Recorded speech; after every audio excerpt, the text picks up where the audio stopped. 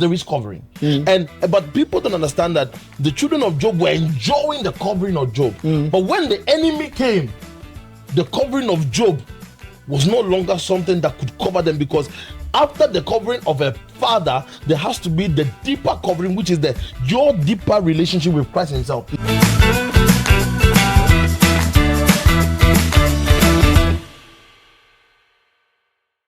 Hello everyone, this is Jerry Greats here again, and today on Jerry's Musings we have an amazing guest.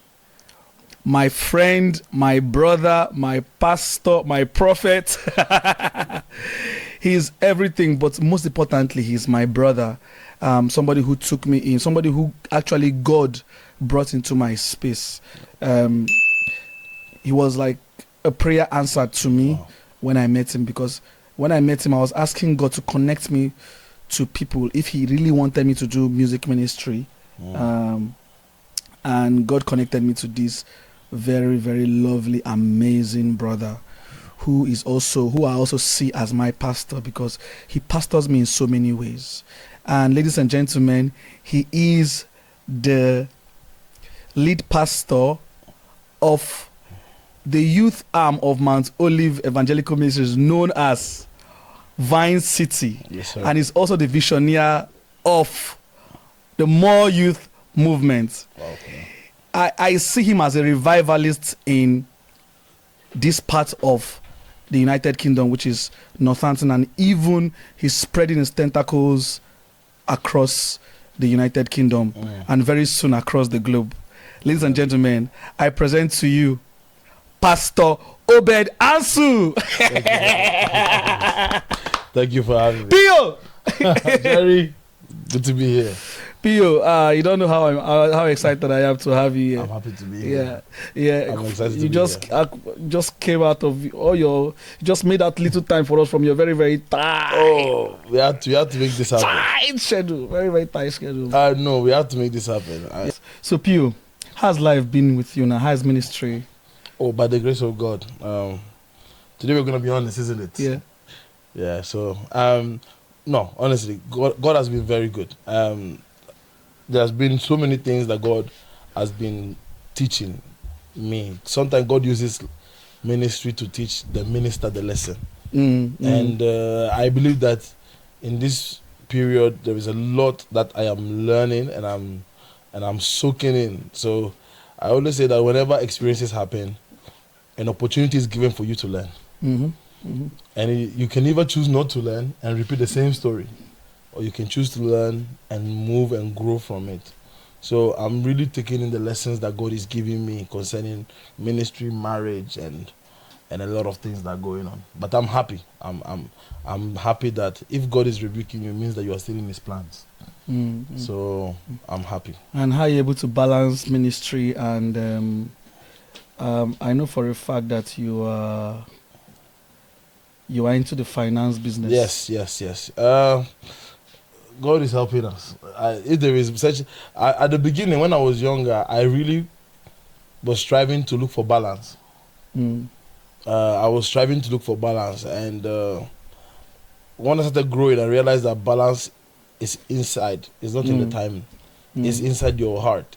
I've realized that I need to balance my mind and my spirit. And once you do that, time will always be made for the things that you prioritize. So, by the grace of God, we are getting on. We're getting on. Yeah, that's amazing. That's amazing. Yeah. So today, we want to discuss some very, very important issues. And why I think it's something we need to discuss is it could be something that will help people out there. Right. That will help people that have actually been born into this kind of life that we have been born into. It's not easy. It's not easy being who we are and what we do. You understand?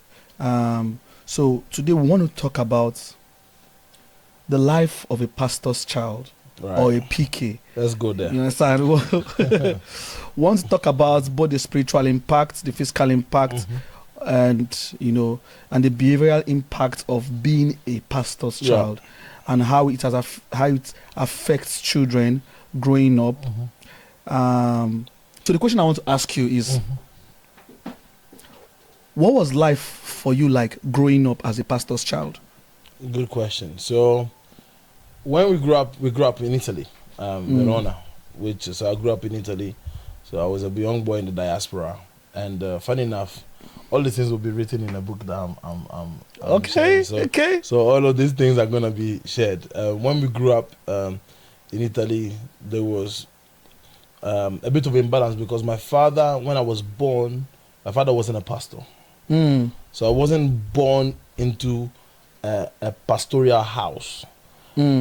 We grew up into a pastoral house. In other words, we journeyed with my father's journey, if that makes sense. So as my father was journeying and growing into his ministry, then we had to make so many we had to adapt so many times. So he was not originally a pastor. He was serving as a deacon when I was born, I believe. Okay. So he became an evangelist, I believe, in my don't take my word for it, but I must have been like around 10 to 11 year old.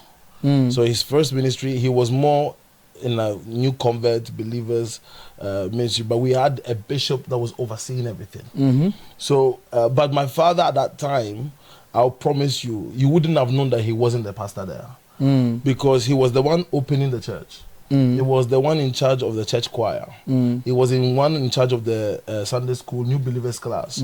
He was the one in charge of the national youth choir. My mother was the head of the national youth ministry. So we grew up in ministry anyway.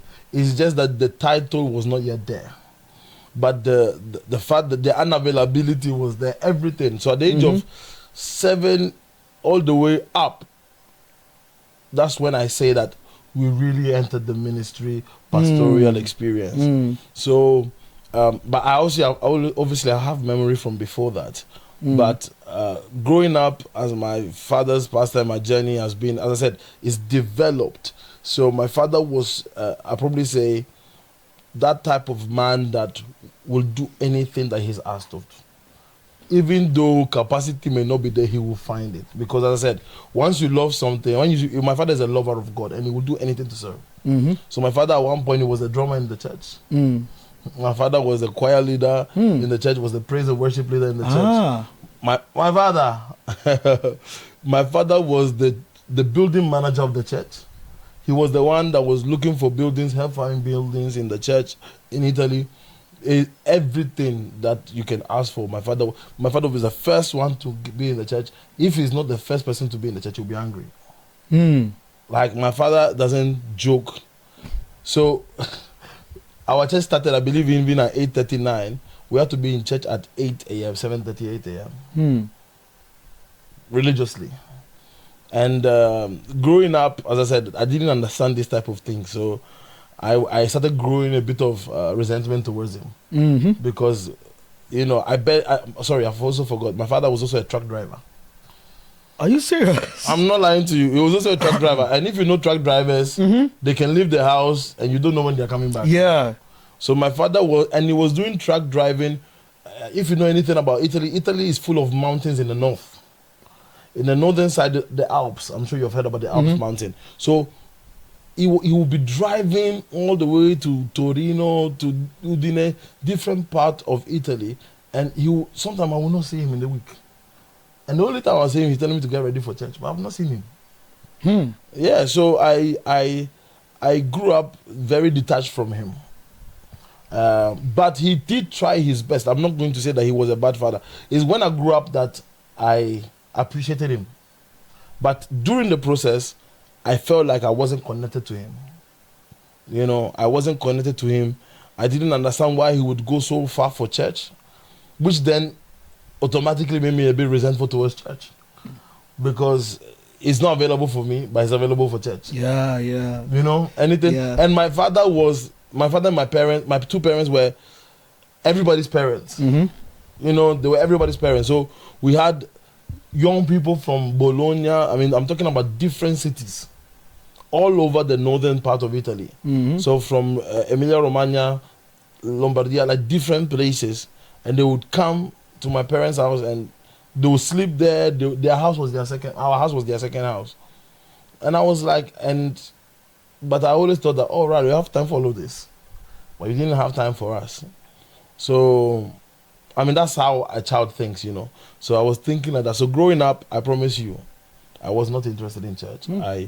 I grew up not loving church at all, growing resentment. I will do anything else in my power to avoid going to church. But when you became a pastor's child, was there any pressure to be the good one, to be the good child?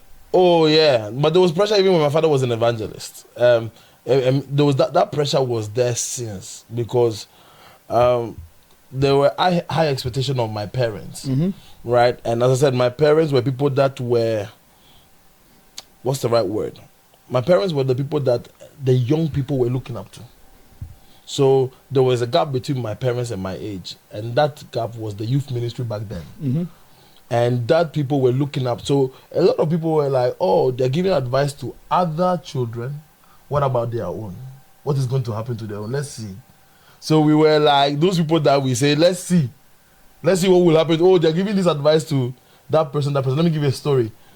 I remember my father counseled a young man about dating. Can you imagine what that young man said to my father? What? Oh, what about Obed? Are you giving the same advice to your son? So my father told my mother, this is what a young man said. And my mom told me. I said, this guy is like almost 10 years older than me. But when he counseled that man, the person started mentioning my name. So that comparison or that eye has always been on us, the children. And that made us to almost grow up with a mask. Because we can't fully express ourselves. We have the pressure of our parents, the pressure of the church. So it's like, we can't fail. If you dare not get a lady pregnant. Yeah. You even dressing, even to the way how you present yourself in church, you dare not. And so a lot of things that we did was probably out of rebellion. But talking about, see, I'm a pastor's child as well, and I grew up to be one of the most expressive human beings in the world. That's how I like. That's how you are. Yeah. So I've been very expressive from day one, and you know that in an African home, African parents detest expression. Yeah. They don't like you to be expressive. If you ask too many questions, they'll shut you down. That's true. If you cannot question anything that you've been told to do. Yeah. You will just have to just do it. Like you cannot ask, why am I doing this? Why must I be like this? And I grew up to be that child that will question everything. If you say I should do this, if you don't give me a good reason why I should do that, I won't do it. So let's talk about consequences.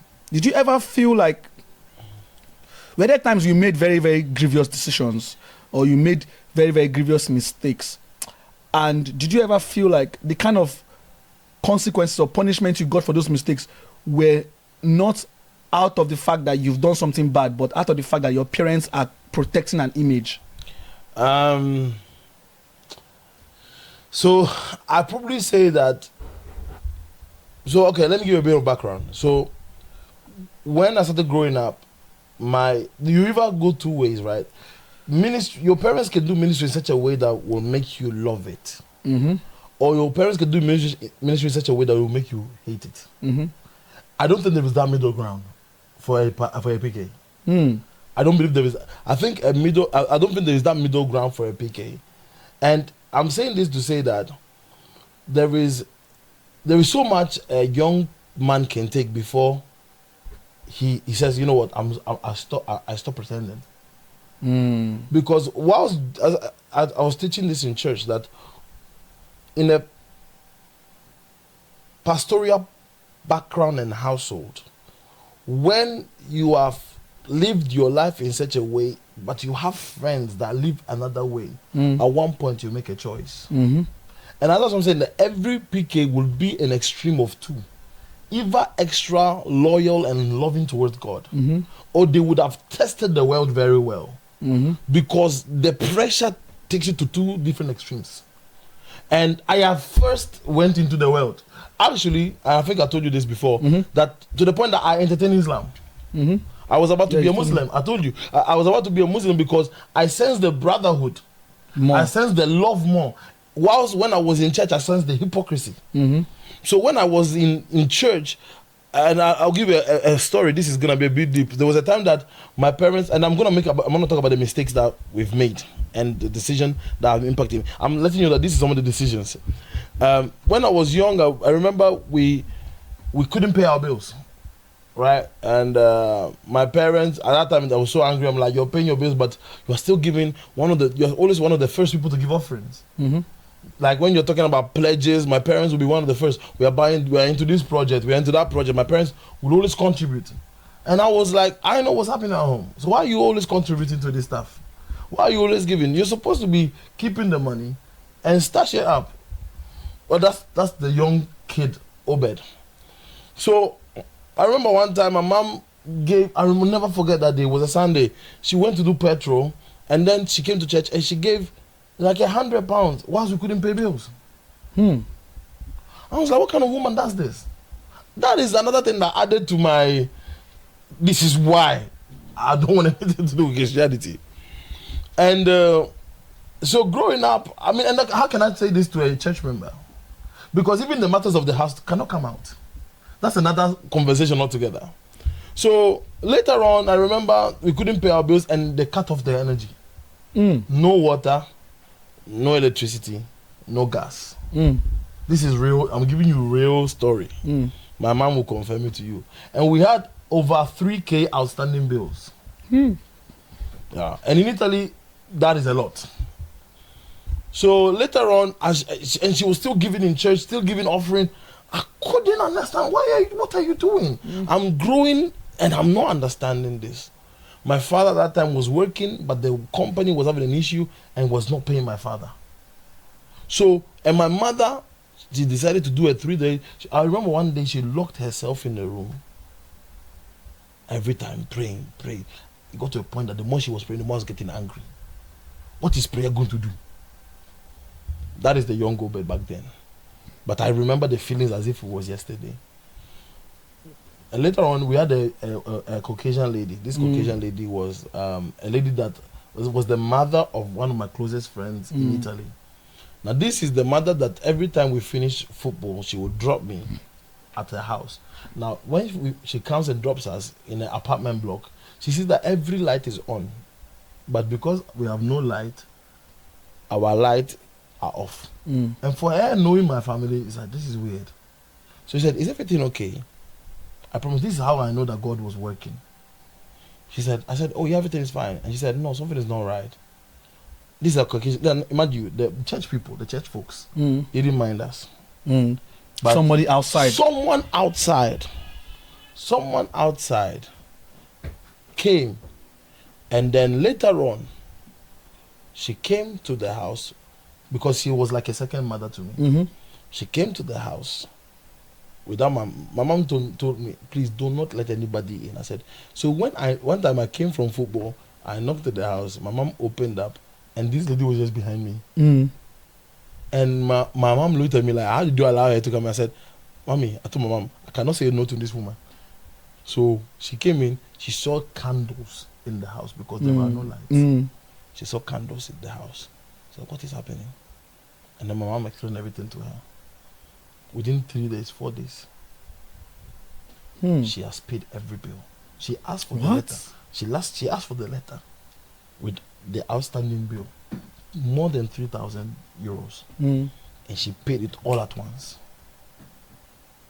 That made me understand my mother's prayers, but it made me still hate church. And so every decision that I was making towards that was based on the fact that church will never help me.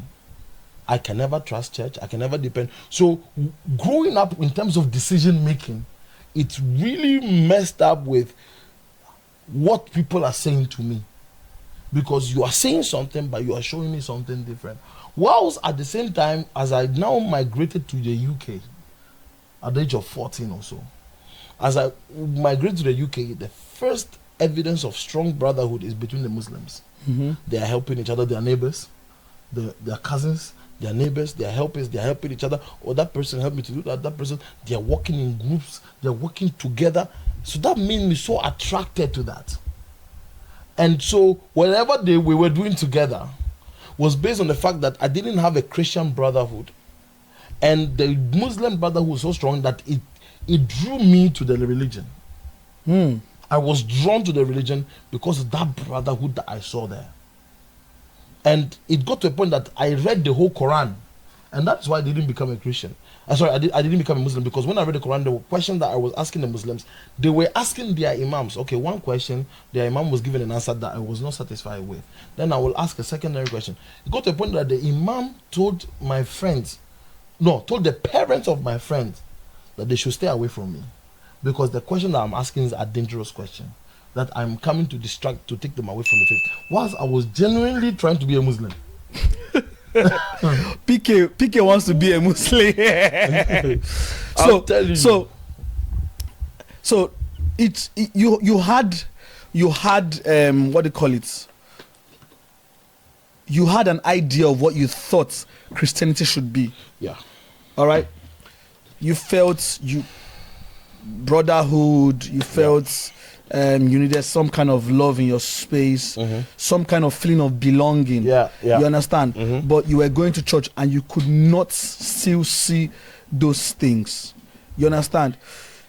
Did you feel like the people in church misunderstood the kind of personality you have as a pastor's child? Because I feel like there's a dogma. There's a perception people have in their head as to. I remember one certain time I went to. So I used to be. I've told you I was born into a church that is charismatic, and not just charismatic. I was born into an end time church. If you know what they call an end time church, yes, a church that is very, very, very big on eschatology. That is very, very big on heavenly race. No earrings, no trousers. Don't cover your hair. You understand? Also, that is, we call it heavenly race. That is, it's heavenly race we are running. So, there's one church that their mantra is heaven at last. That's the kind of church I was born into. A church where the mantra feels like it's heaven at last. Even though I was, that church came out of my church anyways. The church I was born into. Now, there was this particular time that I went to the villa, my mom's village, and I cut my hairstyle was like this, and I had some beard. And in the eyes of those people, I'm not supposed to have this kind of haircut.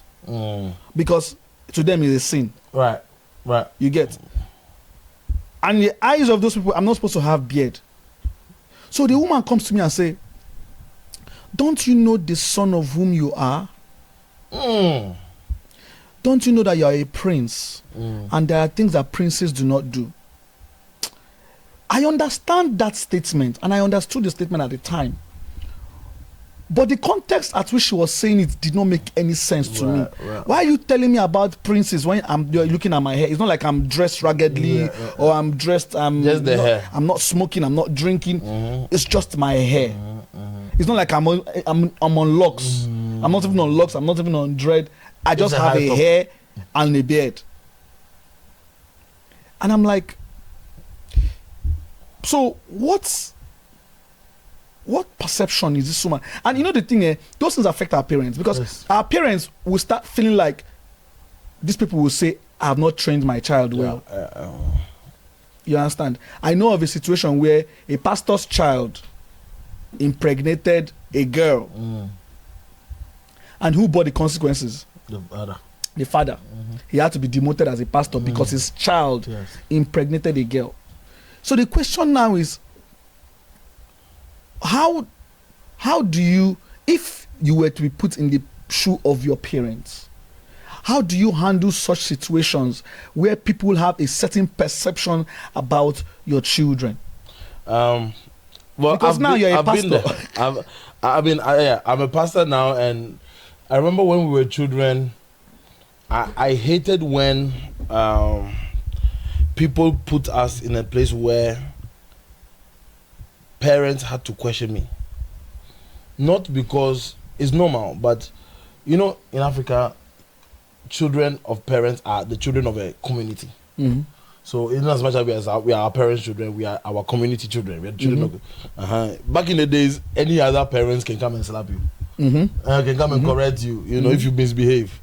So I'll never forget, many a times people will go to my parents, they will say that me or my brothers are disrespectful. Or we are like this and we are like that and we are like this. And my father, normal, that's normal. do you understand? And you know what I didn't like was that, you know, I'm like, I've learned something. I am all for community, but I am very careful of what I will allow people to say towards my children, because I've learned that words are spirit. And what you say to my child, the Bible said that the words I say are spirit and life. But there is also death that can come out of words, of your tongue. The power of life and death is in the tongue. And I've learned that I will not allow anybody to speak ill of my children, although they can make certain mistakes. In Christianity, we learn that action does not conform identity. Because the Bible says that we are righteous in Christ, not by works. So if we are talking about action, then who is a righteous man? Are you understanding what I'm trying to say? And I've learned that I would try my best, and this is what I can do. Within my abilities to raise my child in a godly manner. But I would be very heavy on words. What I would say. And if anybody comes and say anything towards my children, my son doesn't respect. If someone says that, I say, watch your tone. My son is, even though he may have done a disrespectful thing, I reverse that curse towards his life. Because I realized that some people have become byproducts of words that have been spoken. I know a pastor's child who has made mistakes before, but he got to a point, you know, I was talking to someone, I was teaching someone that when a woman, when you tell a young lady something, she'll try to do everything to prove you wrong. When you tell a young man something, he will stop fighting. He will let you believe it. Actually, he will even do what you have told him. So, okay, you think I'm a bad, let me show you. Let me show you that I can do it. Like, we stop fighting. And it hurts more when our parents believe people over us. That is the issue. I don't want to, like if my son is down or if my daughter is down, I'm gonna be down with her. I've learned something. This is what one a pastor told me something. He said, church members will leave. Look at the people that some of our pastors our fathers have believed. They're nowhere to be seen now. Guess who's left? It's the family. It's your family. It's the family is left. So if you believe, because I feel, because our parents, there was a lot of, we are trying to protect our image, and I'm like, what image are you protecting? You understand? You need to protect your own family over that image that you're protecting. I'm telling you the truth. Because I think that's where many people. I used to be like, I don't know which one is the black sheep. Black sheep of the family. If that's what you. I'm not only I'm the darkest in the family. Oh, I used to be that child. In fact, I remember one day somebody told my father that one of your sons did something. I think it was in boarding house. One of your sons did something. And my father said, "Oh, I know which one it is." Right. I said, "Oh, I know which one it is." I'm like, if our parents, I think, and for me, raising a child now, children will make mistakes. 100%. You understand? So I think the pressure on pastors' children is more, because truth is that people see pastors as sanctimonious beings. It's true. No, a pastor himself is not giving any. That's why I used to tell people that I don't envy being a pastor. I don't envy people who are. I don't envy you, because I feel like being a pastor is a job that does not allow you learn on the job. But now, let me say something. This is the problem that I've seen with the old school pastors. I think one thing I appreciate about the younger pastors, that's not everybody across the board, but the old school pastors, they did not share their mistakes. How many pastors will tell you how their previous life was? Because they want to be sanctimonious. Exactly. They want to be seen in something like that. And that as a young, I mean, you remember we have been young before. One of the reasons why we could not connect with the older generation is because they did not share with us their mistakes. But when we made the mistakes, they acted as if those mistakes they have never done before. Exactly. You are very, very right. So when we are growing up, how can we connect with people that are too holy for us? So since you have not shared that mistake, when I make mistake, I cannot connect with someone who has not showed that vulnerability. And that is why I said that as a pastor, I don't want to be idolized. Sometimes some of the reason why they don't share their mistakes is because they want to be idolized. They want to be seen as holier than thou. As a pastor, you can ask my church members, and you know myself, I share my mistakes, how I dated, how I went to school, how I built friendships, all the mistakes, to let you know that the Pulpit that you are seeing here, I am not a byproduct of a miracle. I went through the same process that you are going through. They like to always let us know what happens in those days, how they were able to heal the sick, raise the dead. We want to know what happened before you start healing the sick. Do you understand what I'm saying? Yes. We want to know how we got there. Yeah. And you're not giving us a roadmap. You're just giving us the finish line. Do you understand what I'm saying? Yeah. And as young people, we cannot connect with the older people because it's now recently that they're getting to their 60s, 70s, that they are sharing their mistakes. But this time we have grown, we have disconnected. When we were younger, we wish we had that vulnerability from the elders to show us that, oh wow, these mistakes that I'm making, I'm not the worst child in the world, because you're not sharing, and even when we are making a mistake, you're killing us. Yeah, true. I want to share a particular. So I asked some of my friends about their pastors' children, about their experiences, their experiences being a pastor's child. And there's a particular one that actually does ring. I will read most of them, but there's a particular one. Since we're just talking about, we will get into the positive impact of being a pastor's child. But because we are talking about the complications, the negative impact it may have had on so many people, I want to read this one. Because why I want to read this, because when this particular person was living with me, we used to live together when I was in Lagos. When he was living with me, he wasn't going to church. Wow. I was going to church, and for almost more than 3 years, he wasn't going to church. Wow. So, and we started trying to convince him that, oh, you need to go to church. Pastor's child, not anyhow pastor, like a bishop's child. Like, wow. Father is like big. So, we started trying to convince him. So, but I didn't try to dive deep there to find out why. You didn't push it back then. Yeah, I didn't push it. You understand? But this time around, I did push it, and he sent me. He really bared it all to me, and it made a lot of sense. Personally, I will get to my own personal experience, you understand? But I just said, okay, personally, growing up as a pastor's child impacted me in more ways than one. Okay, I will start with the big one.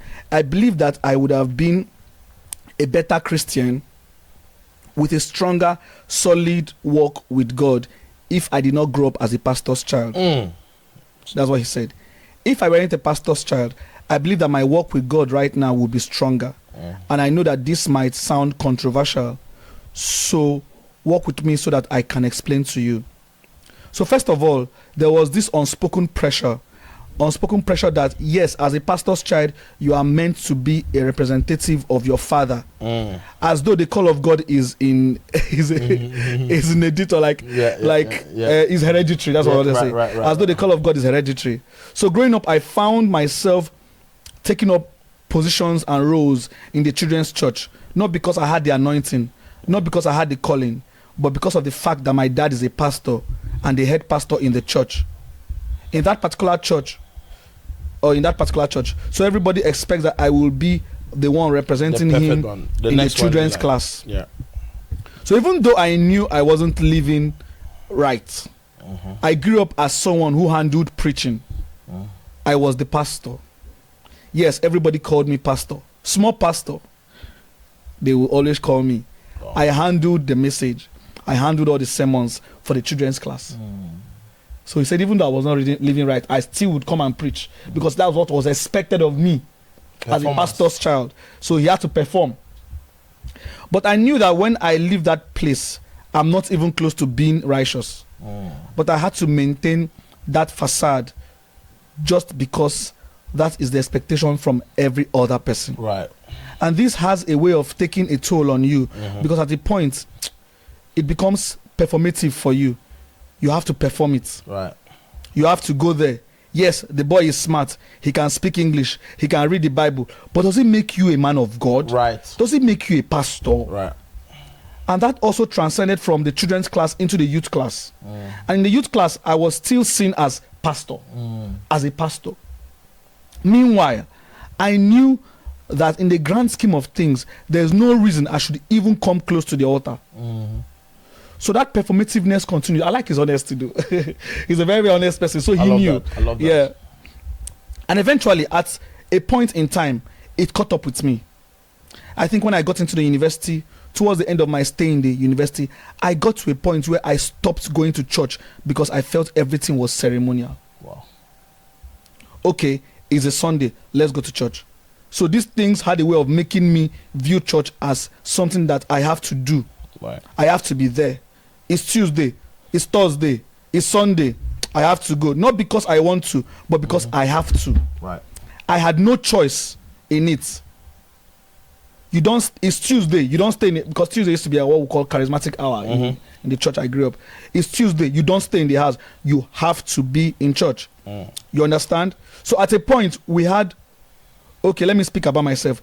I had to now adjust my life to fit into this culture. Right. So it felt more like a way of life. And that is not what Christianity should be. Absolutely. I think for me, I feel like he understood this thing very early. Many of us didn't even understand what he's saying as early as that. We saw it from other perspectives. Right, You know, he said, and that's not what Christianity should be. Christianity should be a personal experience, not, oh, the family is going to church on Tuesday, so everybody let's go. You understand? So I feel that this had the role of impacting me growing up. And then the pressure of unrealistic expectations coming from within and without. So you hear stuff like, you do what every other young person like you is doing. Okay, let's say it's break time during a program in church, and you just sitting with your friends, and somebody comes there and say, even you. It's unrealistic, because like I mentioned earlier, the call was for my dad, not for me.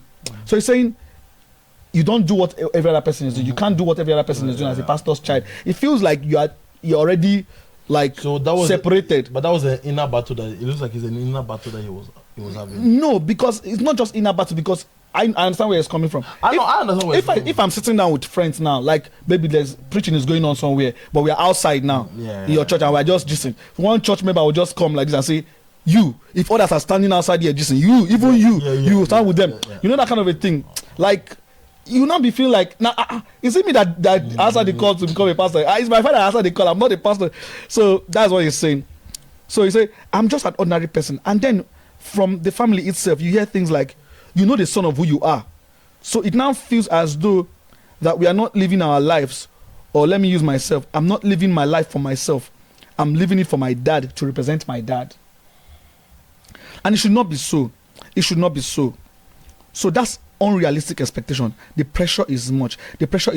Now you find yourself also in the center of discussions that ordinarily you don't want to be in. You are in the topic of discussion everywhere. People talk about you. Okay, I'll give you a practical example. As a pastor's child, the average child in the church looks up to you. They want to, quote unquote, be like you. They want to be your friend.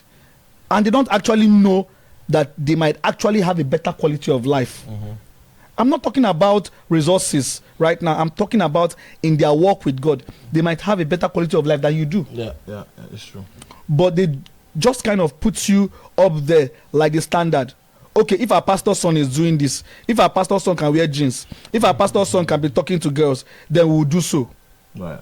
And now, talking about talking to girls, there is this unfair judgment. Young boy who definitely will have female friends. Now you're talking to them and everybody's looking at you with this judgmental eye. Everybody's just wondering, why is this pastor's son talking to all these girls? What is he? I mean, I'm talking from the background of the church, because not every church. This will not apply to every pastor's child, right? But I'm just talking about from our own church angle. But for a church, the kind of church I come from, but from the kind of church I come from, where brothers and sisters are not supposed to be seen. Oh, the church we come from, you know how they do in mosque, where men are in front, women are back. It's kind of, but it's not like in front and back. men are one side, women are one side. I see. Inside church. That's the kind of church background we have. So, but for a church, the kind of church I come from, where brothers and sisters are not supposed to be seen discussing, especially young people, you find yourself in that place where people just begin to judge you. Right. The steps you take, everything you do, people judge you for it just because you're a pastor's child. Now, furthermore, just to buttress my first point, it's a good thing to be in the workforce in church, but it should be because it's something that you want to do, not because your father is a pastor. Right. So you see a situation where, as a pastor's child, if you join Prayer Warrior, ordinarily everybody just wants you to be the Prayer Warrior leader because you're the pastor's child. That's true. Not because you are particularly qualified. Anything you join, they just want to make you a leader. And there's a pressure that comes with it too. These things are not really spoken. They are mostly unspoken, but they take a toll on you. Right. I'm pressing right now. I think at a point, I found myself avoiding my father's church. And even up till now, if I travel home, I don't go to his church. I prefer knowing God, serving God, and doing everything that has to do with the church and God as an ordinary commoner in a church where I am nobody. I feel more comfortable worshiping in a church where there are no eyes on me, zero expectations. I just come and worship. And if I want to join the workforce, I join on my own merits, not on the merit of my father. So I think these things have affected me, particularly in my spiritual life with God. That's a lot. I tell you, this guy was not going to church for a very long time. And it comes from the same background church. That Yeah, we have the same kind of background. Wow. So I sincerely speaking, I connect with that. I connect with him a lot, but for me, my dad, what my dad did not do is this. Nobody tried to make me a leader because my father was pastor. You understand? My father has always been big on knowing God for yourself.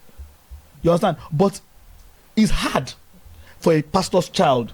You don't even know when you need to start knowing God for yourself. It's true. Because every day and every time you're already in the church. Our morning devotion is a full-on church service. I was talking to you the other day. Our morning devotion is full-on. So everything you do is about God. Yeah. So it becomes kind of performative. It becomes kind of the usual routine. You understand? But going back to what he's saying, you can see the pressure he was facing. Yeah.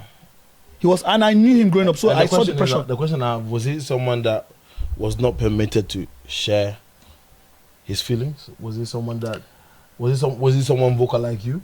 Because I believe that if you were in his position, you probably wouldn't have allowed it to go that far.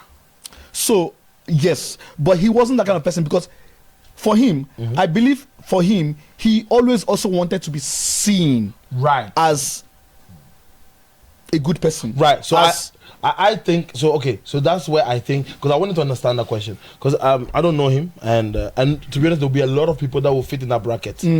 The bracket that I want to make my father happy. I want to make my father. I also was like that in a way, but I was still very, very expressive about things. You understand? So I want to make my father happy, and then some of us, as you rightfully said, we can't really speak against if our father says something.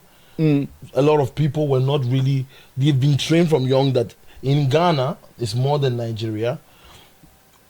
We say that opedi kasa and kolan kasa. In other words, if a grown up talks, a child doesn't talk. Opedi kasa, akolan kasa. Yes. That when the grown up talks, a child does not talk. In other words, whatever the grown up says, it is right. Yes. That's what they say. And so there are many people in that bracket that have. You see, you can only take so much of this before you get to a breaking point. And that's what I'm saying, that as for me, I thank God that as I said, I was going to Islam, but my father, so a bit of me, my father trained me in music, right? Forced me to learn music. But I loved music. I just didn't love church. Although I love church music. So that's the only common thing that kept me in church. Church music. The same for my brothers. But you got to a point where I was doing it and I was just like, what you said, performance, because other people are expecting things out of you. But I thank God that I found my own reason. And that is what every PK needs to do. Find your own reason. In the midst of, I always say that if you can be used, some people call it abused. But if you are wise, you can call it training. any person that has been used, it means that you are usable. Every person that is used, it means that it is a form for you to grow. Back then I was thinking that, oh, you guys just need me because I play drums. You guys need me because I play keyboard, because I play bass, because I do this, I do that. But then as I've grown up, all the things that I've gone through, I am seeing the benefit of it. But I had to find my own reason, and that came on in 2013, when I had my own encounter with Christ. It was beautiful. I've always been a prophetic person, that I was having dreams of people before I met them. Yeah, I would see the person in a dream. 1 week, 2 weeks later, I'll meet the person. Yeah, crazy. My dreams, my mother doesn't, even at the age of 7, my mother will wake me up, or before she'll go to work or anything, she'll come to me, ask me if I had any dreams. My mother would take my dreams very seriously. So I've always encountered supernatural experiences when I was younger. It's when I got to the age of 13 that I decided that, no, in the year 2013, that I've gone through the Quran. I went through the Bible again. I will never forget the book of Matthew. That's my favorite, because that's where I encountered God. Yeah, like when God appeared, Matthew 17, when he appeared I used to have dreams of a man of fire. Yeah, but he looked like a monster, so I didn't understand what it was until I went to book of Matthew chapter 17, that the Bible speaks about the countenance of Christ changing. And then the book of Revelation chapter 1 verse 14 speaks about the eyes like fire, hair like wool. So that's the man I saw. So I used to have these encounters for myself, and that is the reason why my Christianity went to, as I said, you either go all the way for Christ, or like what your friend has gone through, it get pushed all the way out, you know. So those things were the things that, even though I saw that my church was using me and expecting things out of me, I had my own purpose by which I was doing whatever I was doing. And I encourage every single PK, find your own purpose, find your own road map, find your own way, because if not, the people will kill you. The expectation of people will kill you. The expectation of family will kill you. I had to find my own, and when I had it, I realized that I could not be talked out of it. You know, so that is a little bit of my journey. But I really connect with that man. As I said, I can easily understand why. For example, not all of my brothers are in the same wavelength as I am. So I don't even have to go far to see the impact of being a PK. It affected my brothers completely different than me. If you were to have this podcast with my other brother, he'll probably give you a different story, a different perspective, completely different. Yeah, although it's the same family. Yeah. So truthfully, yes, there's been a lot of pressure, a lot of, I would say, negative impact. Sometimes your parents are not your father. For me, my dad, from age 1 to age 7, 8, my dad was not always around. So I barely saw my dad. You understand? We grew up that formative age with our mom. It was from 7 that we now started seeing our dad regularly, because we now had to move with him, because a lot of things happened and all. It's a very one day I will give a full gist about my life as a pastor's child. You understand? Because growing up, we kept on moving, and at some point we moved to Lagos, and then while we were in Lagos, my father was attacked by armed robbers. He entered what we call one chance. There's kind of thing they call one chance in Lagos. So I think that was 1998, 1999. He entered one chance. Now one chance is public transport. They will stand and be calling passenger. You understand? They will tell you one chance, only one chance left. You enter, but everybody inside that bus they are armed robbers, they are criminals, and they will beat you to pulp, collect everything you have. So for my dad, they beat him to pulp, collected everything he had, put pepper in his eyes, and almost killed him. He said what saved him was that he shouted, "Don't kill me. If you kill me, my children will suffer." That's the only thing that saved him. So that day... Is this still going on now? Oh yes, one chance is still there. So what they now did, they pushed him out of the bus into a ditch. Collected everything. The only time my father came back, I remember he was wearing a grey safari up and down, and socks. Even his shoes they collected. He was, the only money they thought he had money. The only money he was holding, and the only money he was holding was church returns. He was coming to come and give back church returns, 15,000 naira. Church returns. So after that incident, because he used to come, would only see him once in a while. After that incident, my father said, "No, I'm taking my family with me to where I'm pastoring. Let them come and live with me." Wow. You understand? So we not lived with him, but all that period, we didn't have a. He was coming once, coming and going. So there was the effect that had on us. Then there was not the effect of now when we're now living with him now, and then seeing him and everything. So you are now getting to know him at the age of 8. Yeah, 7, 8. I'm getting to know who my father is. But when he comes around, there's this thing my dad does. So every morning devotion, I told you our morning devotion is full on service. After the full on service, he will sit you down and download your family story for you. Wow. Family history. He will tell you all the quotes his father used to say, my grandfather. He will start to speak life into you. You understand? So he kept on doing that. So we had what I would call some very, very great positive impact. And you know one thing about parenthood is that your life as a parent is the mirror your child looks at. Your child, nothing else will matter to them. No other person is right except you. So if you say this thing is wrong, is wrong. If you say it's right, is right. And if you do it and we see it, we will do it. To the extent that I used to chew food the way my father chews food. Wow. Because I copied everything. Right. You understand? So I will say that I'm grateful to be born into the house of a pastor. Oh yes. Of a pastor, in the sense that I feel like it blinded me from a side of the world that would have actually messed me up. Yeah. But I can't say that completely for all my siblings. I'm just talking about myself. Yeah, absolutely. You understand? And I think what happened to me is because I was also that child that liked to be the best child of my father. I liked my father to see me with pride. Even though I was very expressive and I would do things, I would do all manner of things. But whatever I do and say, I will not do anything that will make my father look at me tomorrow and curse me. Right. I will not do. For instance, I never got any girl pregnant. You understand? Because we thank God for that. Because every time I want to go that way, I would think about my dad. How will my dad feel about this? What will he do? I did not go smoking because I always had the man in mind, and I was not doing those things because I wanted to be a child of God. I just wanted to be a good child of my father. Right. Even though I was not a very good child of my father, you get. But whatever I will ever do, there are times when I came to the UK. If you remember, when I came to the UK, I locked my hair. I used to do. And the reason why I stopped is because of my father. Wow. You understand? Because he didn't like it.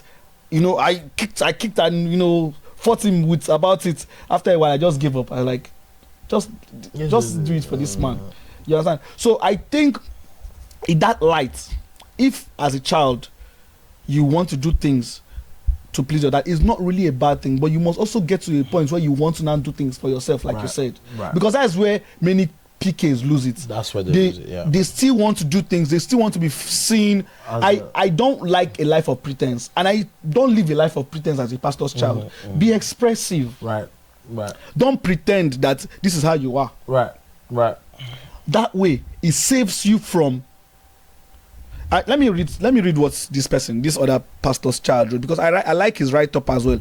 He said, if I could describe my upbringing as a pastor's kid in a sentence, I would say this: it's a life of privilege that will either shape you with intentions or quietly consume you if you're not careful. Growing up as a pastor's child often feels like living on both sides of the same coin at once. On one side, you are raised with strong moral foundation. So that's what I'm talking about. You are not exposed to things that you're not supposed to be exposed to. You understand? Guided by biblical and principles, and often placed in environments that are meant to nurture discipline, purpose, and faith. There is structure, there is direction, and in many cases, there are opportunities and access that others may not easily have. But on the other side, there is a weight that is rarely spoken about. Serious. You are held to standards that you did not choose. You are expected to represent something bigger than yourself before you even understand who you are. There's a quiet but constant pressure to behave a certain way, speak a certain way, and carry yourself in a manner that reflects not just you, but your family and your father's calling. Sacrifices are not presented as options, they are expected. Right. That's I like it. It's an entitlement. That It's a sacrifices are not presented as options, they are expected. And more often than not, your personal desires come second to the needs of the church. There are many factors that shape who we become, but one of the most powerful is environment. I grew up in an environment that was always full of people. There was rarely a dull moment, and in many ways there was a gift. That was a gift, rather. Being surrounded by people meant there was always activity, always conversations, always something happening. But beneath that constant presence of people was a quiet absence that I didn't fully understand at the time. My dad, being a pastor, was always occupied with church responsibilities. His time was stretched across sermons, counseling, meetings, and endless needs of others. What this meant for me in reality was that outside of structured moments like morning devotions, meaningful family time was limited. Physically, I was present in a full house, but emotionally, I often felt distant from him. That's another thing we need to also look at. The fact that, truthfully, ministry can take your father away from you. He's there for every other person, but he's not there for you. Yeah, absolutely. Over time, I stopped seeing him primarily as dad and began seeing him more as pastor. That one, I think that's one of the biggest issues that every pastor child goes through. Yeah, that shift had a lasting impact. Conversations with him rarely felt casual or easy. I couldn't joke with him the way I saw others joke with their fathers. When he spoke, it often felt like instructions rather than conversation, like directive that were to be followed, not discussed. There wasn't much room for disagreement, and that created a gap that wasn't immediately obvious, but grew wider over time. As a result, I found myself relating more easily with others than with my own father. I would go to him for spiritual guidance because that was the space he naturally occupied in my life. But when it came to everyday matters, personal struggles, opinions, or even light-hearted conversations, I often held back. Not out of rejection, but because I had become used to his absence in those areas. It became normal to navigate life without that connection. That one, I do. Okay, let's stop that. There is a lot of pastors' children who have their fathers pastors, but it's like when it comes to their journey, they have someone like a secondary dad that's taken that father role. I cannot tell you how many pastors' children I know through this journey of ministry that I promise, if they make a mistake, they will not go to their father, they will go to that person. If you are even going through an addiction, maybe pornography or masturbation, can you talk to your father? No, you can't talk to your all dad. he will say is that, what a shame. But there is the secondary father. That secondary father is who they go to and they can be vulnerable to. There is a good in that, but it shouldn't be that we cannot approach our fathers when it comes to our weaknesses. But we go to what he mentioned there. I promise you, the people that I've encountered that are PK, over 70% are going through that. 70%, at least 70%. That have fathers that are pastors, but they cannot share their moment of weakness, their failings, their moral failures. They rather have a secondary father who they mention. This is my second father, they will say to you. But what is the way out for parents? Or yes, for parents, how do parents not? Because for me, I think pastors' children have to be more expressive. Yeah, 100%. That's true. That's one of them. Yeah. But the platform to express yourself has to be created. That's what I think hasn't happened. Which is the platform of expression. Okay, this one. Sit down, guys. Talk to us. What is going on? And you have to do it without being judgmental. Right. You just talk to me. Everything. I'm not going to talk back. But sometimes this is another issue, and I'm sure that 90% of the pastors will also, 90% of the PKs will also agree with me. When you try to express yourself, then it becomes like an attack. Then, if there's an attack, there has to be defense. Do you know that my dad, currently, now at his old age, is beginning to realize what you're saying? This thing you're saying. Currently now, he does not. Oh, my mom is. Let's not talk about my mom. It's a different matter. But my dad, he does not now look at. I think because of what he has seen. Yeah. One of my brothers, one of my siblings. Oh, God bless his soul. I don't want to talk about him. But because of what my dad has gone through with that boy, he has begun to see things in a very very different perspective. I think now he's a bit more open. Just be bold enough. Just say it. Yeah. Just say it, and then let's see how we can. One thing he have seen now that no matter what you do, you are still my child. Yeah, exactly. So he has given us that now, not then, but that room. But no matter what you do, you are still my. And that is where many people are feeling it. Yeah. Let this house feel like home to you. No matter where you go in life, no matter what you do in life, this is still your home. You are still my child. Exactly. You understand?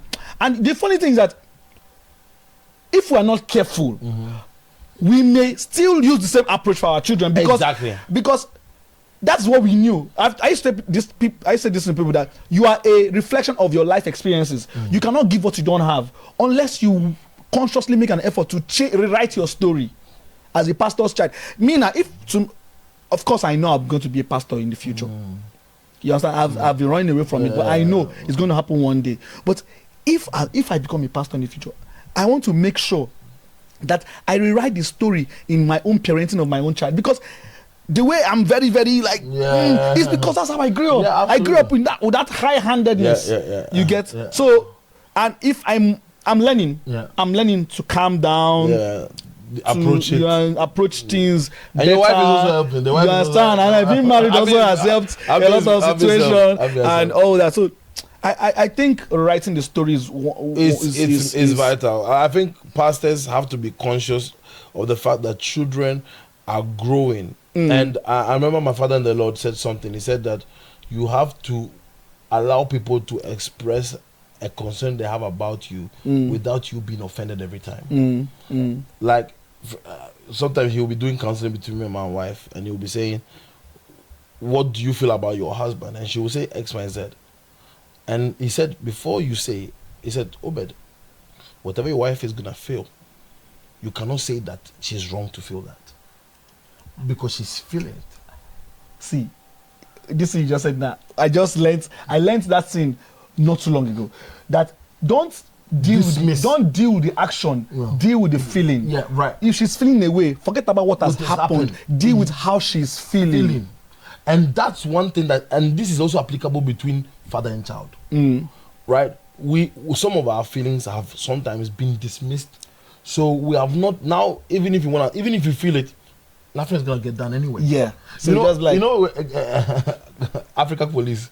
Yeah. If you see that like someone has stole something from you, and the police are not going to help you chase it. Yeah. Okay, I've been stolen once. I reported to the police. Nothing has been done. I reported it. I've been stolen twice. I reported to the police. How many times will I report that you now do something? So you just say, oh, you're not going to do anything. The system is not working. Charlie, let's go and look for how to sort it ourselves. Or maybe I will internalize it and keep it inside and then die with it. And that is where I think, as I said, a platform has to be made. I've realized that I let my wife speak and let her get what she has to get out of it. And in her mind, she's right. So parents have to be open-minded. And I have to allow the children to speak without feeling like what they are saying is an attack on their character. And we now as people, adults now that have grown up now, we also have to still now we have to rewrite that model. Absolutely. And be more open-minded, because that's actually what has happened to a lot of us. Let me finish this, guys. Right? He said, even now, as he's more present, I have had to consciously work to rebuild the relationship. It has required effort, patience, and a willingness to unlearn what once felt normal. And because of that experience, I have made a decision for the future versions of myself. No matter how demanding life becomes, creating time to truly connect with my children will not be optional. It will be necessary. This is what we're talking about here. Another defining part of my upbringing was learning to live under the weight of expectations from people who did not truly know me. Being Pastor Soso's son came with an identity that others placed on me long before I could define myself. Right. It meant that every action, no matter how small, was subject to scrutiny. There were moments growing up where I would hear statements like, even you, We spoke about it. That even you, all of us don't chop out. Even you, even you. Do you know who you are? Or I didn't expect this from you. Do you know your father is a pastor? These words were often spoken over the most ordinary things, like laughing too loudly, playing after church, or simply behaving like any other young person. Yet they carried a weight that made you feel like you had failed some invisible standard. Right. Over time, those experiences became exhausting. You begin to feel like you are not allowed to be human. Right. That mistakes are not opportunities to grow, but evidence against you. What made it even more difficult was that you were not encouraged to challenge these comments. Right. You were taught to endure, to remain respectful, and to let things go. So instead of responding outwardly, you carry it internally. That's it. I had to come to terms with the fact that many people speak without fully understanding the impact of their words, not always out of malice, but often out of assumption. And as I grew, I began to develop discernment, learning when it was worth addressing something and when it was wiser to let it pass. Spiritually, this pushed me closer to God. Thank God for him. Yeah. See, I told you, it's either gonna take you that way or that the other way. way. Yeah, that is what you have seen. Yeah, it says spiritually, this pushed me closer to God. Pushed me closer to God. Yes, in moments where I chose silence, I sought comfort in Him. He became the place where I could process I love that for what you. I could not express. You cannot survive being a pastor's child without learning forgiveness. Because That's whether a punchline. intentional or not, you will experience hurts. Yeah. Sometimes deeply. There will be moments where people misrepresent you, misunderstand you, or even spread things that are completely untrue about you or your family. And in those moments, forgiveness is not just a lesson, it becomes a necessity. I was taught to forgive and forget, but in reality, that is easier said than done. Yeah. You hear the conversations, you become aware of the narratives people create about you, you encounter individuals who have spoken against you, yet interact with you as though nothing ever happened. And in all of this, you are expected to maintain composure, to show grace, and to move forward without confrontation. Internally, this creates a conflict. You feel anger, frustration, even betrayal, but at the same time, you feel restricted in how you express it. It can feel like being silenced or by your own values, and if not properly understood, this is where many pastors' kids begin to develop resentment. Yeah. Not just towards people, but towards the church itself. The impact of this on me was significant. I struggled with understanding why forgiveness often felt one-sided, why it seemed like we were always expected to extend grace, to be the bigger person, yet rarely saw the same accountability from others. But over time, I began to realize that forgiveness was never meant to be a burden.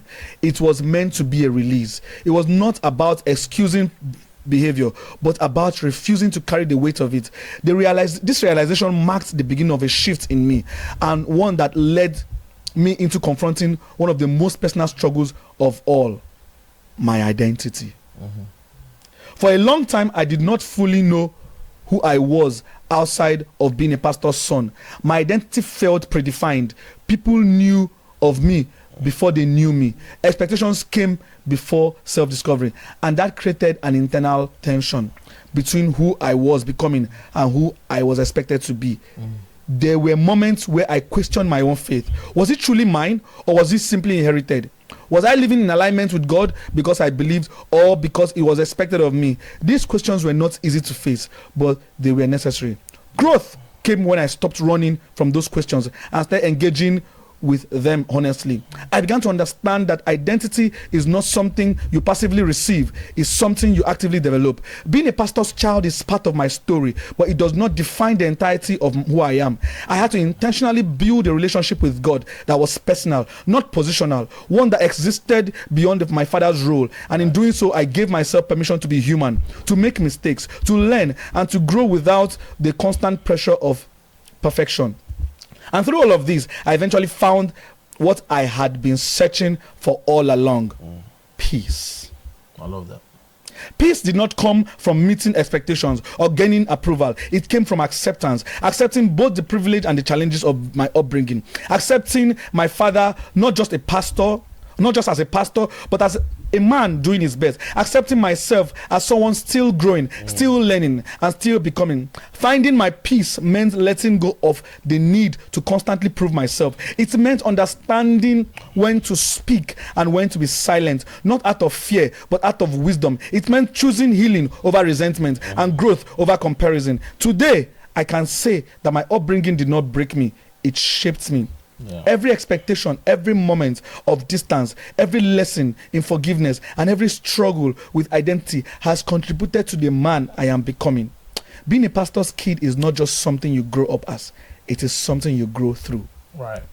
This is one of the most beautiful write-up I've ever gotten from any of my PKs. I'm not gonna lie. It's very powerful. It's actually very powerful. It's true. I think he just actually summarized everything we're talking about. You know, you need to have forgiveness in your heart. Yeah. You need to also have identity. You need to know who you are. Yeah.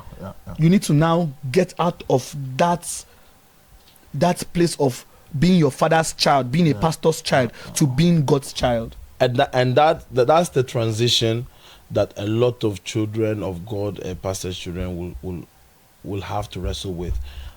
He mentioned something. You were reading something that I want to emphasize on.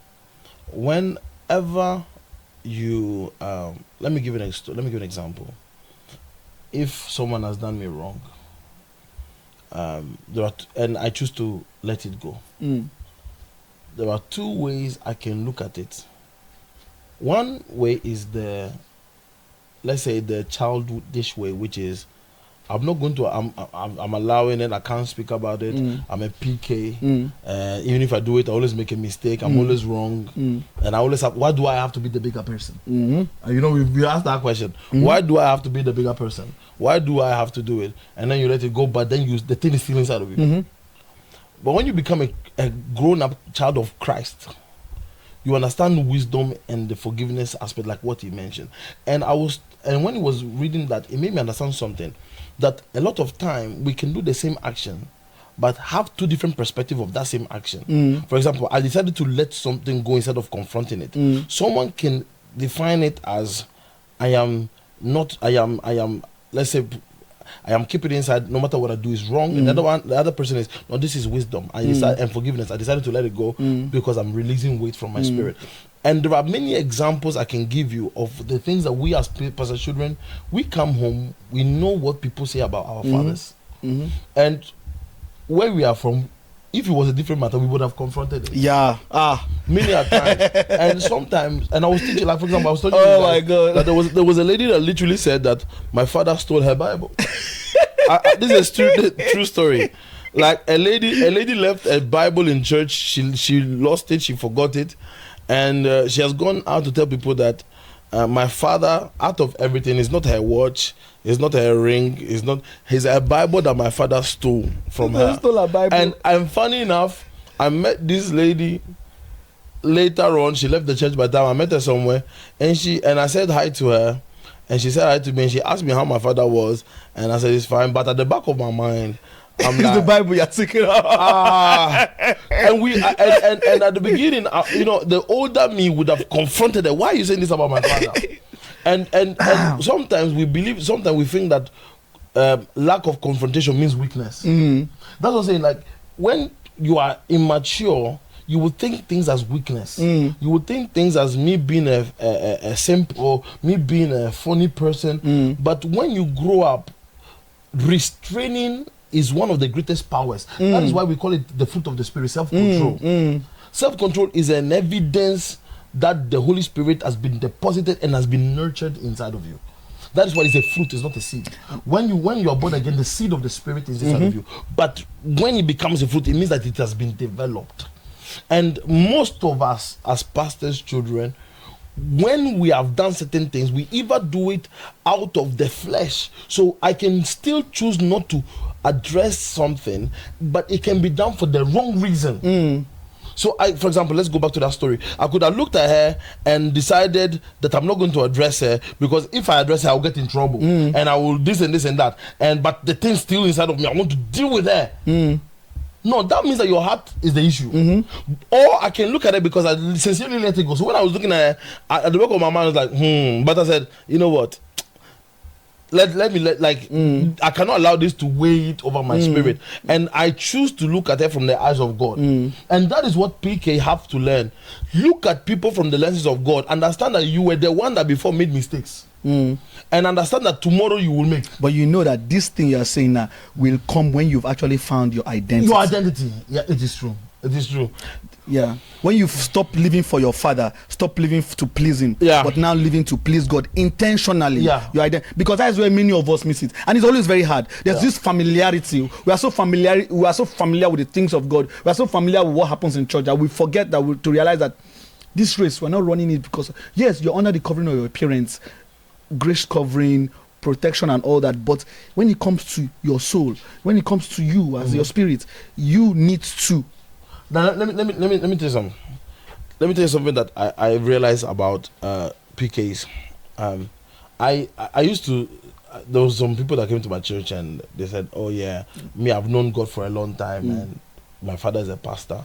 I said, "No." I looked at as the person was talking, I interrupted that person. I said, "You just mentioned two different things. You said that you've known God for a long time, and then you said because your father is a pastor. How does that even make? How that you hear certain things like, "Oh, me, I know God. I grew up in a Christian house." I said, "No. Those are not the same. You don't know That's God. not the same. That's not how it works, right?" The Bible speaks about how in the book of Job, chapter number 1, that the Bible said that the children of Job will have parties and they will celebrate. Job, after they celebrate, Job will go and do sacrifice for their children. Yeah. To atone for if perhaps they have sinned. And I've realized Job was, the Bible calls him a perfect man, a righteous man, a mature man. The children of Job, you know what I strongly believe? Don't take this as doctrine. I strongly believe that if the children of Job had the same account in the realm of the spirit that Job had, the enemy would not have been able to kill them. I totally get you. So because the covering of Job was what they were basking in, they were enjoying, which is also because at one point I want to talk about the positive of the being a PK, because there is covering, but people don't understand that the children of Job were enjoying the covering of Job, but when the enemy came, the covering of Job was no longer something that could cover them, because after the covering of a father, there has to be the deeper covering, which is your deeper relationship with Christ himself. Because that's the Bible said that although we have many fathers, we only have one father. And he was trying to say that in as much as we have fathers that can cover us by prayer, we ought to have our own relationship with God. And a lot of PKs are banking on the deposit of prayer and covering and lifestyle of our father. And that is one thing that I have seen between the children. Only because you grow up in a pastor's child, it doesn't mean that you know God. Yeah. The Bible said that Samuel served before the Lord, yet he did not know him. Yes. He says, how did you put it? He said, and he ministered unto the Lord. And yet he did not know yet. Oh my God. So I have seen a lot of children be saying, "Oh yeah, I know God, I know church, I know everything, I know this Christianity thing, I've done it because I've been under my father." I said, No. You have not done Christianity until you become a son. And the Bible said that those who are led by the Spirit of God, not by their fathers. Those who are led by the Spirit of God, they are the sons of God. In other words, I don't want to check the deposit of prayer and lifestyle that your father has done. Your father, that's what I say, in as much as salvation is individual, I want to see what you have done, and why you have done it. Identity. You need to come to that point. 100%. So in the next 5 minutes, because we have taken time. Okay, but I'm so enjoying it. If not, I will have to go out now. I would have loved us here. I would be here. So in the next 5 minutes, let's talk about the positives. Yeah, the positives of being a pastor's child. Oh my God, you see that covering? It's a serious matter. Serious matter. My father will say, okay, let me give you an answer. On the 23rd of July 2019, my siblings were involved in a ghastly motor accident. I remember you mentioned it to me. That took the life of one of our very, very dear friend. God bless his family and of blessed memory. And there was something my father said when he was told about the accident. He said, "Why did you people enter the road without telling me first?" Mm. Hmm. And that thing, that thing, he has been saying it to us, so don't travel, don't go anywhere without telling me first. He said, why did you people enter the road without telling me? He said, if you had told me first, this accident would have been averted. I believe that. So I don't joke with covering. No. I don't joke with covering. You understand? So that's one of the biggest advantages of being a pastor's child, the covering over your head. It's a serious word. I believe that we are beneficiaries. I always say that I am a beneficiary of the grace and the covenant that God has made with my parents. And for example, I always say this, that God made a covenant with Abraham, but Abraham did not see it. It came until the time of the great-grandchildren, the nation of Israel. And you have to understand something, that part of the positive that I've seen about being a pastor's child is that whenever, this is not a story for everybody, but my story with my parents. Personally, my parents gave me a good example. My father was not a hypocrite. At 6 a.m. in the morning, I always know where my father is. He will be in prayer. He taught me that consistency in prayer. I've seen, so even if I mess up, there is a point of reference. You see, this is what I've realized what that prayer does. Do you know, there is this thing, I used to watch this game that, the rope, and people are pulling, tug of war, that's it. When prayer, make sure that even if I go far, the rope that is connected to my life will not allow me to go too far. Where God, that's what the Bible said, that the heart of God is not too short, that He cannot reach you. And there are prayers. Let me tell you how I gave my life to Christ. This is the story. I went to club. It's in August, around my brother's birthday, 2012 or 2013. I went to the club. At that time, I was into everything. You just name it, I've been there. Weed, womanizing, we've done that. Been there, done that. Been there, done that. I'm telling you, I was not correct. I went to club at that time, and I came back around 3:30, 4 a.m. As I'm coming back home, from the entrance of the road, you can hear someone praying loudly. Well, I knew it was prayer, but if you are not a Christian, you would think that someone is just shouting at someone. I'm getting closer to my house, and I realize that's my mother praying from the entrance of the road, praying that God will cover me and praying that God will watch over me. Now, my mother prayed for me many times, but that day it dawned on me. That day, what am I doing in my life? And that was the seed of my giving to life to Christ. It was my mother's prayer. She didn't know that I was even coming to the house. I heard I will not lie to you, it will be between 4 to 5 a.m. I am entering the house, I'm hearing, and she mentioned my name. And I'm like, why am I keeping my mother like this? From that time, I decided to pursue God seriously, in spirit, that is in spirit and in truth. I decided to go to God in prayer. I cried that night. I cried that night. I started having episodes that I would just cry. I cannot, and I'm not a crybaby. Child. I'm not one of those people that like to cry. I'm not emotional. You know me, I'm not emotional like that. But I would cry, and I would not understand what is going on. And I would have dreams. In my dreams, I wake up crying. The covering of your parents. The covering of my parents. I gave my life to Christ because the seed of my giving my life to Christ was the prayers of my mother.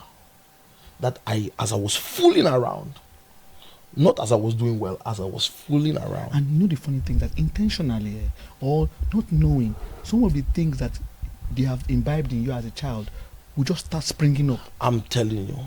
Even when I was immoral, there were places I would not touch because the voice of my parents. There were certain things that I am a beneficiary of that covenant, of that faithfulness of my parents.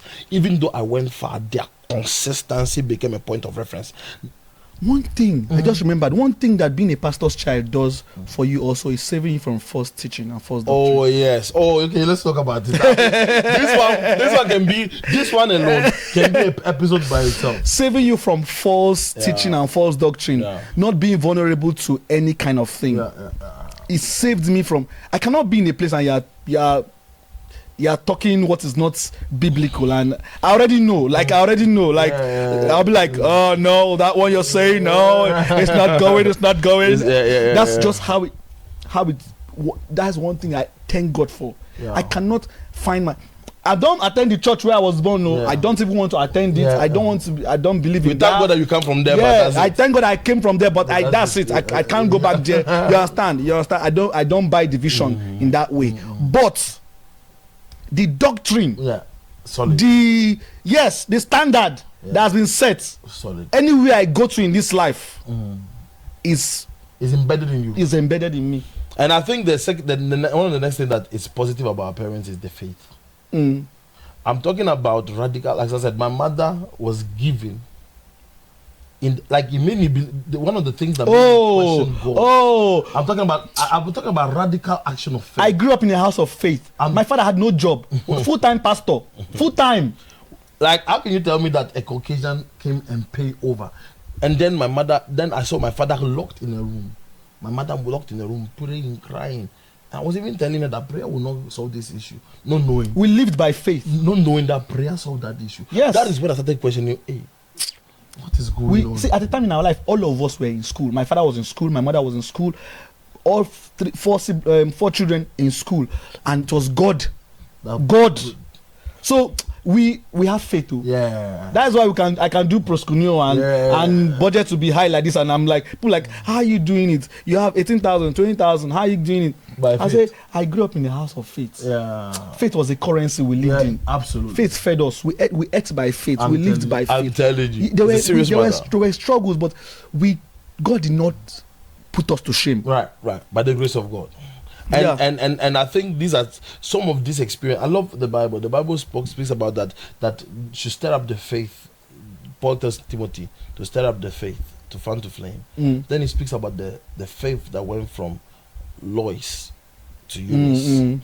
And then so it was a transgenerational. They passed it down like that. They passed it down from the grandmother to the mother, from the mother to Timothy. No, it was good. It is solid.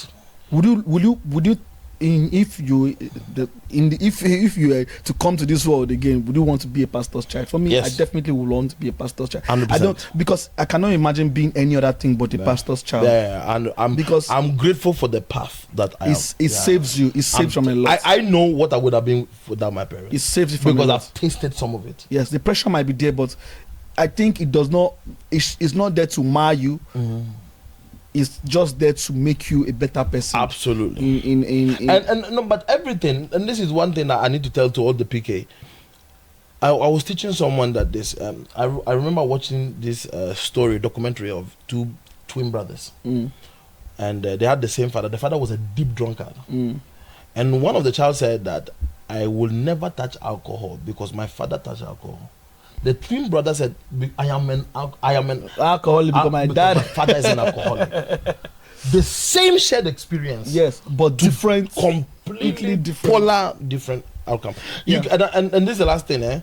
You can either use the experiences as a ceiling or as a platform. Yeah. As a weight or as a platform. I think sometimes it has to do with mental strength. Yeah. Or, I'll be honest with you because I like to share this. Also, honesty and accountability. Yeah. I'll promise you, I would have been a very different man if I did not allow people. I had to place people above me to tell me off. Do you know, I want to say something. This is now I was going a tiny little bit back to the negative side of being a PK. Do you know that being a PK kind of altered my life being accountable to people? Because that's interesting.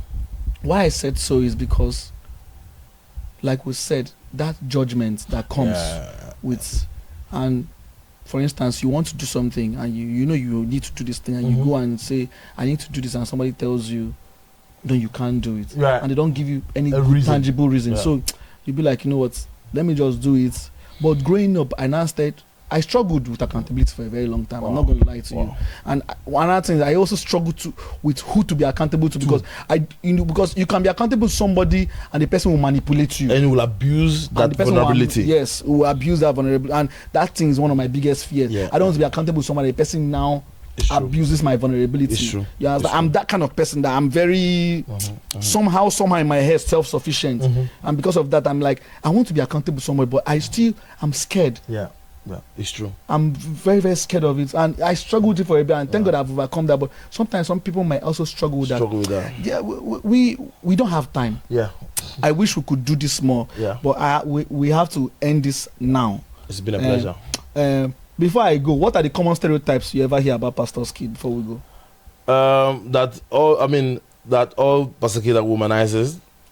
You hear, especially the boys, womanizers. You hear that pastor's children. That another. I can mention like 10 of them on top of my head. Chris, what's a stereotype of you that pastor's kid? That we are fake. We are fake. We are pretenders. That we are pretenders.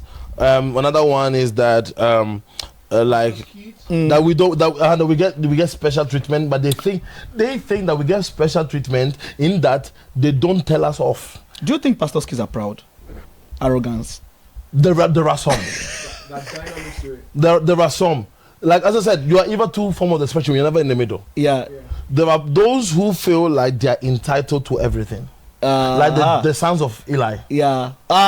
Do you understand what I'm trying to say? There are the sons of Eli there, even the sons of Aaron, that they feel that they can just do whatever they want. Yeah. And those ones you find it there, right? And there are some also who are completely, fully accountable, and they are very humble. Must a pastor's child be a pastor? No. It's not a family business. Because sometimes there's also that pressure. But I was talking to someone. I said, Pastor, a church is not family business. We thank God if that grace falls upon the child, and we thank God if that grace doesn't, because there are forms of ministry. You see, when we were younger, we thought that ministry was only within the church. Do you think a father should feel some sense of failure if his child is not a pastor? No. And do you think fathers actually feel like that? I believe some of them do, but this is the problem. I think it's everything to do with what they have been taught. Is in our generation that I'm hearing, since there was a catalyst that I want to reference, Dr. Miles Monroe. He has brought a teaching that was new, that you can be kingdom more than church. And he started looking at different avenues by which we can advance kingdom, even outside the pulpit. Before, in our parents' time, everything, ministry was just church. But now I can be a politician in ministry. I can be a footballer in ministry. There are different forms of ministry. If we don't teach the church that because that's the Bible said, Ephesians chapter 4, that pastors, evangelists, God has given us all of this for the equipping of the saints for the work of ministry. In other words, the job of the pastors is to train the people on how they can be ministers. And how can they be ministers? We're not talking about all of them in the church. We're talking about all of them in the marketplace, in different fields. You can be in ministry as a nurse. You can be in ministry as a doctor. You can be in ministry as a lawyer. You can be. There are different forms of ministry that the church needs to teach the members, the ministers, that this is what it is. So if I have that mindset, if my child is a mechanical engineer, for me, is in ministry. That is why I don't want my children necessarily to be in the pulpit ministry. My job is not to teach them necessarily to be in whatever God calls them into. Is God that does the calling. You know, it's God that does the calling. But I will not suppress them to one form of ministry. I will expect them to be in ministry because that is the calling of everybody. But to be in the pulpit ministry per se, no, I will not be able to. No. Thank you very much. I really, really like this insightful conversation I've had with you.